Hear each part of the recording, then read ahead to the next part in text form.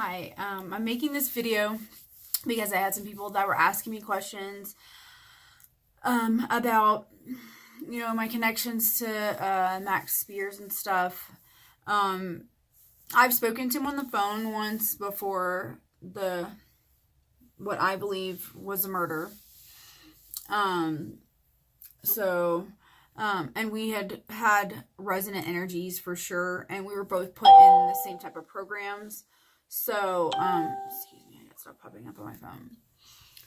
So there was a lot of connections there, and when he speaks, it sounds a lot like the same things that I went through, as well as the things that I found out and believe, and I have the same intuitive empath abilities. And we were born around the same time. I was born in 1983, so I was part of the 80s group and 90s. And in addition to that, my grandfather, his name is James Milliken Kindred. He was the one who was the specialist in electronic weapons for the Aerospace Defense Department. And I didn't know all this until he passed away and I found his paperwork. I mean, I knew about the MK Ultra stuff and I knew about the programs peripherally that I had been in. Like, I knew that I was in MK Ultra. Specifically which ones, I'm not 100% sure. I was in the Gifted and Talented program. So that probably means Project Talent was one of them. I'm sure there were a lot more than just one program. I'm kind of all over the place. I'm in my bathroom because my son is doing a school assignment and I don't want to disturb him. And this has some pretty decent lighting. So, but this was impromptu because I was typing a message on Facebook to answer the question and Facebook decided to crash. And I had this huge message explaining all this. And I just didn't feel like retyping it because, first of all, I wasn't able to use the Facebook app. The Facebook app will not let me see my own page. So once I post something, I can't see what happens to that post unless someone comments on it, and then I press the notifications and then I can see it. So that's really weird. So I have to go to my website application on my phone and go to the website Facebook, which was what I was trying to type the response on, and then it crashed. So I was like, fuck that, I'm not going to do that again. Waste my time. So I'm just making a video to explain some of this stuff. And the question was, she basically was like, I didn't know that you were, in the same group as Max or whatever. I don't have any direct memories of, being with him, but there's like an energetic familiarity, which is very important in this. And a lot of people who've been in this will know that feeling when you meet someone and you're like, I know that I've met you before. We know that we know each other, or that we're connected energetically or in some sort of way together in this unit. I call it a unit just because that's like the military term for groups put together. And that's kind of what this fucking thing is. And they can even if you've never met the person, they can take your auric signature, your auric matrix, and their auric matrix, and they can use coupling, energetic coupling. And then you will feel like you've known this person. So there's all kinds of weird stuff that they could do like that. So as far as what's going on, I started researching Max again. Basically, when he, I don't like to use the word passed away, but when he transitioned and wasn't able to get back into his body, cool, I like that little fractal picture there. Basically, we were in the tent at the time, experiencing our own attacks, and since they have the satellite telepathy system, they can affect anyone in your life and cause, weird feelings or just weird thoughts to be in people's heads about you, just weird ass stuff. And they, at that point, had created a situation to where the management company that was managing the house that we were living in, and the owners, they were telling him lies. Like, the management company was telling the owners lies because we had started to talk to the owners ourselves, which apparently is something they don't like, which we didn't know about. And the owners were like interested in possibly doing something like, from what I thought, we were thinking about like a pay to own or something like that with the house. And they, we were really good tenants. We were paid. We weren't, we paid up. We weren't, late on rent and stuff like that. Within, I mean, sometimes we were like late a day or two, but we would always keep it within that month, which we're not late at all anymore. Yay! We're actually a month ahead constantly. I'm such a, like, I took the reins on all that. I'm like, we're not going to have any more problems with that. I'm taking over the finances. So I did that. And we have no problems. And all of our bills are paid, automatically. It's super good now. But, so yeah, we had some issues where the management company was telling lies to the owner of the house to try to, like, because we were almost kind of cutting out the management company. Kind of. I mean, like, we weren't trying to do it on purpose. But I guess they have a system for when that happens, and they start like, oh, they were complaining about our yard and said that we had like complaints from the fire department, but when we called the fire department, there was nothing. So it's just weird stuff like that. So we ended up getting kicked out of the house and not having anywhere to go. And it was like, here on the mountain, you don't want to get a house right before the winter because everything goes up because it's vacation time. You want to get it in the summer. It was July, but like, we didn't have the money saved up to, over here where we live, you have to, the deposit is more than the rent. So that's, you have to have more than a month's worth of rent, in addition to the month. And then, it's very competitive. So we didn't have anything set up already. So we're like, what are we going to do? So we just got a tent and we were in the forest for 9 months total, including in the snow. So that was very intense, but it was an amazing learning process. I mean, what families can say that they can survive for 9 months, 7,000 feet up in the forest. Yeah, like in the middle of the forest. We weren't in some neighborhood we were in the forest. And even in like 5 feet of snow. And interestingly enough, this was right before Pizzagate broke. This is right when all this stuff was happening with Max. I did not have full access to internet. Because out in the middle of the forest, it didn't even have cell phone service. Like, that's how remote of a location we were in. There was no cell phone service. So I wasn't aware of these things. But interestingly enough, and many of the other, I call them MKs. I don't really like the term super soldier. It's just weird. It's just a weird term. So other MKs have also talked about this, such as Andrew Basiago, who's a lawyer, and whose father was with the CIA, and of course my mother, she was the vice president of Honduran Express Line, which was a CIA front company that shipped Chiquita banana, which is owned by, of course, the CIA and the mob, and they were using that to ship weapons and drugs and MK Ultra assassins, like sex slaves, yada yada. So, I mean, do I know if I have any of this assassin programming? I don't really know. I am an intuitive empath. I have had my first out of body was at age 2. I do fully remember it. It was a beautiful experience, even though it was from trauma. The actual fact of leaving my body and knowing that I am actually a formless being, like formless, not a ghost, completely formless. And I can go anywhere the moment I intend to.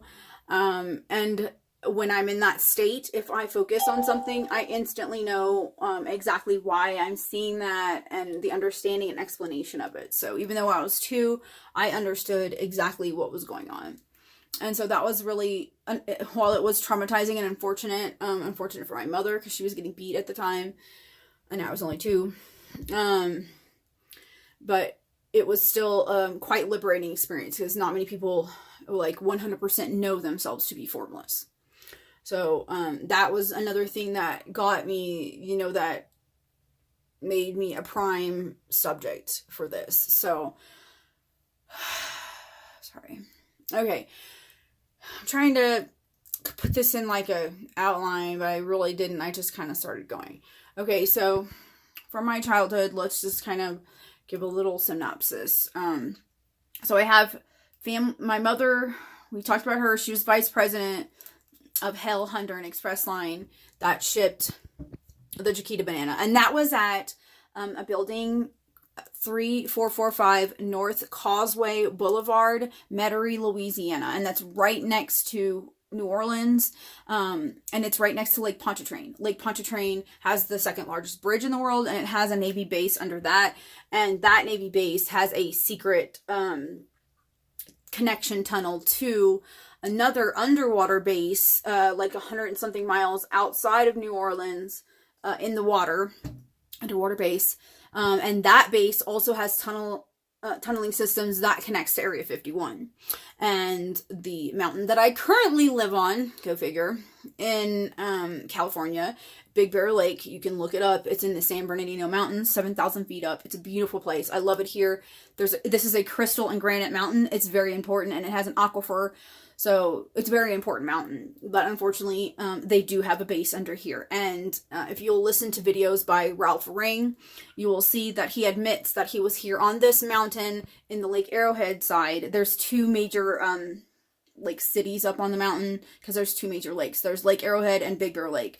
So he was on, and they're really, it's like a 45-minute drive. It's up on the same mountain range, so we consider them like our neighbor city. So, because it takes like an hour to get down the mountain to go to any other city. So those are like the closest cities to us. But he said that he specifically worked on 0 point energy, and the 0 point energy craft on this mountain. And that is relevant because 0 point energy is something that I am very familiar with, that I study, I use. It has to do with the intuitive empath in me. I found all this information out myself, and started putting it together. And then I found people like Greg Braden and stuff who confirmed my understandings of things. Because I was going through all these awakenings back in like 2008, when people were not, they don't even know what the Illuminati was. They didn't know what reptilian, none of that shit. They didn't know anything. So, and I was like, oh my gosh, I have to find all this information out connected to my life. So, because that's why I was finding out, because it was connected to my life.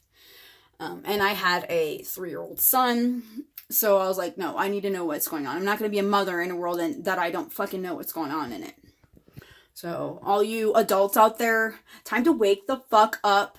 Take responsibility. Don't fucking watch the news. You need to do your real research. You need to talk to people who have been in these programs. You need to wake up. You need to do your meditation. You know, that's how I came across this stuff, because it was enlightenment first. I was finding myself, my true source, unconditional love, infinity. And once I found that, you cannot find that and not find out the deeper, darker truths, because this is, we're talking about infinite information here. And, you know, you can't be all love and light and say you're love and light if you're denying that children are being fucking raped, abused, and carnivorized. They're eating kids. I mean, you can't say you're spiritual if you're ignoring and denying that, you know. And if you want to label things negative and say I'm being negative, that's bullshit too. I'm not being negative. I am glad that this stuff is coming out. It needs to come out. It was negative before it came out. It is positive that it's coming out, and I am happy that it's coming out, because we can stop it. Because, you know, these kids have been bearing the burden alone consciously, and you guys and all of us have been subconsciously bearing it. So it's time for it to come out so that we can properly heal things, so we can walk the cat backwards and find out what the fuck happened to everybody and why, you know, all this shit is happening, and how we can use these technologies for good and stop using them for fucking mind control at night, especially. I'm fucking sick of it. I am tired every fucking day. I wake up and it feels like I've been working the entire night. What the fuck? I don't appreciate that. And you know who I'm talking to. Motherfucking Dreamworks. Sick of this shit. Okay. I should have brought my water in here. So let me pause this real quick so I can check on my son, and I'll be back with you. Okay, so back to what I was saying. He's still working, so we're good. The Dreamworks. So let's just get into that. So the question was, you know, was I, that she didn't know that I was a part of that, the unit, or whatever you want to call it, the group of people. Also, James Rink is another one that I have connections to, that I feel connected to with this, as well as Kasol Uch, who is the one who showed me how to make the 0 point energy devices in front of myself. Like, I knew about 0 point energy. I found that within myself. And in meditation, I reached the 0 point location of meditation. Gosh, my hair is all... So he taught me how to actually make a physical representation of that in front of me, so that I could use my 0 point energy and the 0 point energy of the modulator. We're all modulators of 0 point energy, but to various degrees. So the device is like a pure version of that because it's made with a clear quartz crystal. And it helps to create a pinging situation, which amplifies to infinity. And it does use the torus, and it's very intelligent, and you can feel it without even touching it. So, and there's no cords, there's no plugs, there's no anything like that. It's very real. Why aren't I a millionaire? Well, that's simple. I'm not putting cords and plugs on it to make it power things. I'm using it for spiritual advancement. And every time I make one for someone, it takes a lot of time and a lot of effort to make these devices. You are using copper and very hot glue, and it's very intense, many layers. And in addition to that, while you're making the device, you go through extreme life. I want to say, like, what's the word I'm looking for? You go through like extreme life advancements, upgrades, whatever, but they come in, it's like you have this challenge that you go through first, and depending on how you respond to the challenge, that response to the challenge is what determines the outcome. And they're like, the last 2 times I've made devices for people, I've ended up living in the forest. So it's really intense to make the device for other people. When I make them for myself, it doesn't happen like that, but making them for other people has its own karmic attachment, because that person like didn't arrive at it to where they're making it for themselves, and I'm having to exchange money for it because it does cost money to buy the supplies. Copper is not the cheapest thing in the world, and neither is the silicone hot glue that I need for it, and neither are the crystals. So, and the time it takes that I have to dedicate to making them. So they are definitely a work of love. And that's the other thing. When I'm making them, I have to have the right kind of energies in the house, everything. So it is definitely a process. So I definitely want to be teaching people how to make these on their own.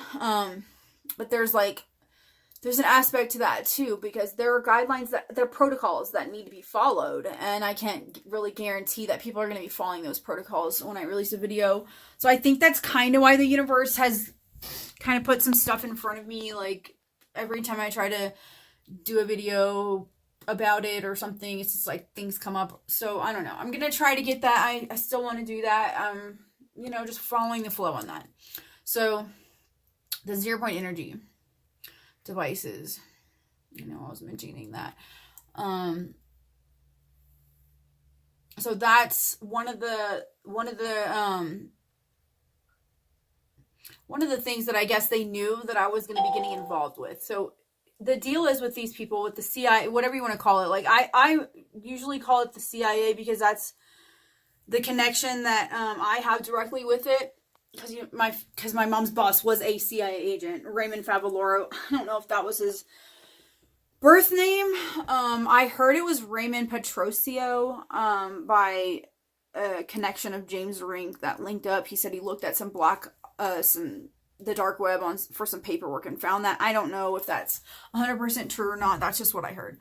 But Raymond Favaloro was his name for Honduran Express Line. He was the CIA agent. He was also most likely my programmer and kind of like my best friend growing up. I know. And he was like this older dude. But my mom would take me to sorry, my eye is itching. Chemtrails and shit. My mom would take me to to her office every day after school. So we got out of school like 4 something. And she would take me to her office, which was right by Lake Pontchartrain, which I told you about, 3445 North Causeway Boulevard. You can look it up. And if you look at the companies that are in the building now, they could all be related. It's like maritime, insurance, easy money laundering stuff. So I'd be taken to that office every day, and I thought it was really odd because the lights would be, it's like a several story building. I don't know, 15 to 25 floors. I don't know. I was really young. This was like elementary from birth. Actually, from birth, I was taken there all the way through elementary, all the way through 6th grade until I moved to Houston. So I was taken to that office daily, and the lights would always be really low in the entire building, and they only rented 1 room out of this office building. So when I got there at 3:30, the lights should have all been on the hallways, you know, like, and there should have been hustle bustle in the building. But the lights would be, there'd only be like, the building is shaped like a U kind of, excuse me. And so there'd be like one light on this side and one light here and one light there, or maybe like two lights in the front where they had the two elevators. So it's like, why weren't all the lights on? Why is it so dim in here? This is an office building and it's fucking 3 o'clock. Even as a kid, you know, well, I didn't think that as a kid, but I noticed it as a kid. And when I got older, I was like, why was it always so dark in there? You know what I mean? So, and then the other thing was that all these other buildings are rooms in the building that were supposed to be rented out to all these different companies. I really never saw hardly anyone come out of these buildings, you know, or these offices in the building. So there's just weird things. And it is, like I said, right next to Lake Pontchartrain, right next to the base. So I have some memories of going there, but if I was there every day, I should have a lot more memories. So I don't know exactly what that was all about, but it was Ray. To be honest, like, I'm not really mad at Ray, my mom's boss, my handler, because out of everyone, before he was murdered, he was the one person that like confirmed these things for me and spoke to me.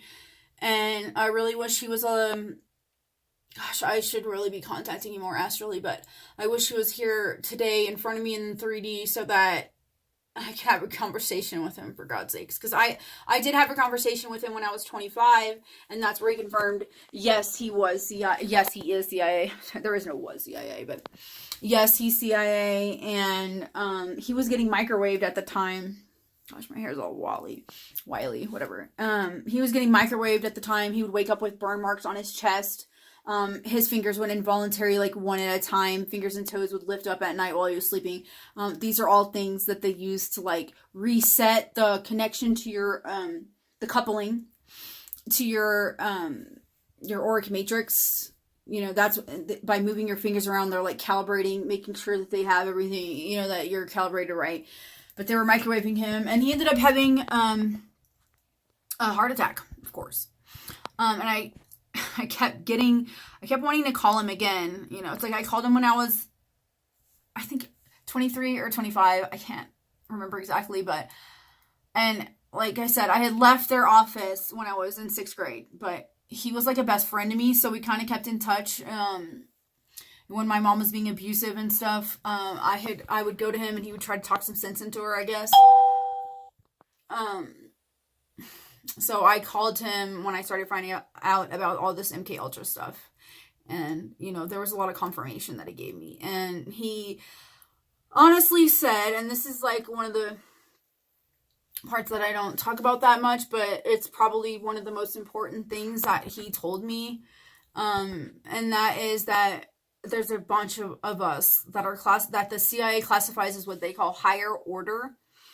And it's not like a hierarchy like you think. It has to do with the algorithms in your auric matrix.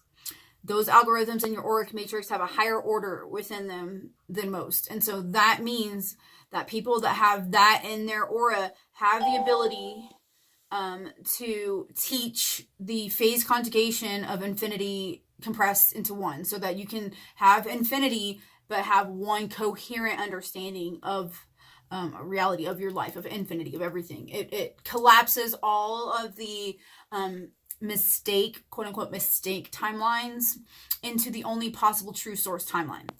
So they were trying to find, and at the time Ray didn't understand all this, or he didn't tell me actually.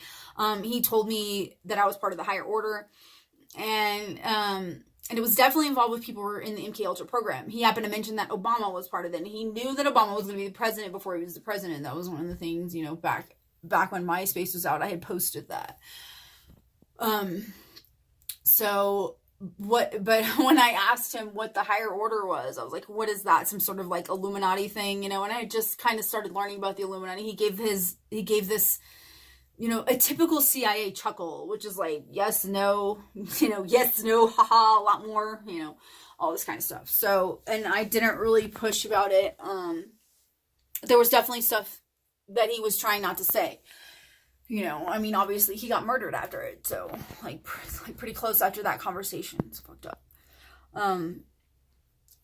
He also talked about the Greys, and how they were trying to fix their genetic timeline, that they have like degrading genetics, and that they were abducting people for their genetics to try to fix their genetics.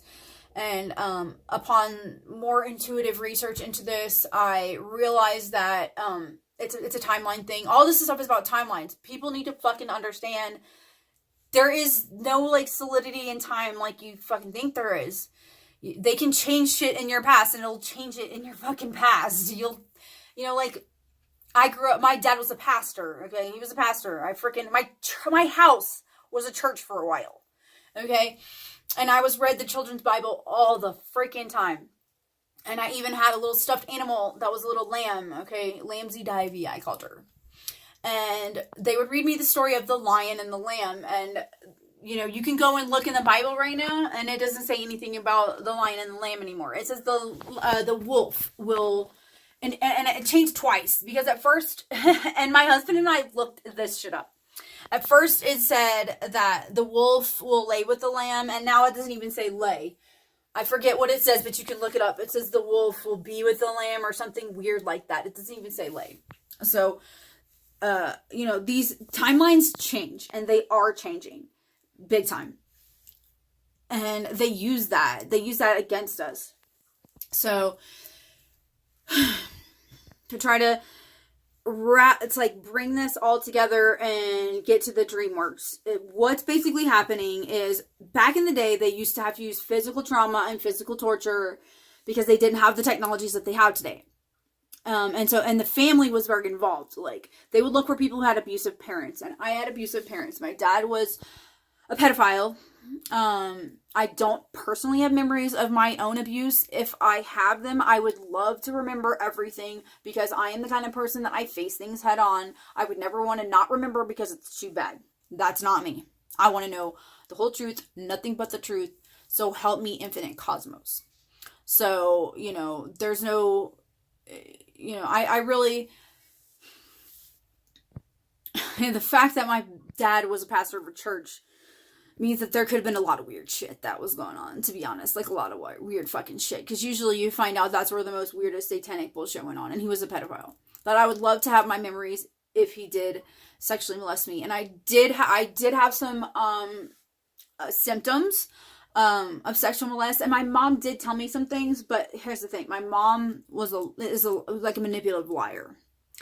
So, you know, that makes things difficult. I was told my dad died 3 different ways. You know, my mom told me one different way, the paper had a different way, and other family members told me a different way. So it's just, there's a lot of weird stuff. When you're in a family like this, you can't believe your own parents, you know, so it's like, what the fuck?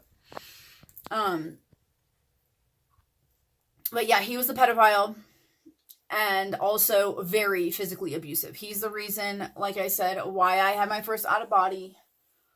Sorry, I know I'm messing with my hair a lot, but it's bugging me. Yeah, he was the reason I had the out of body. He was very abusive. And then when he died, and he did have a frontal lobe brain tumor. Go figure.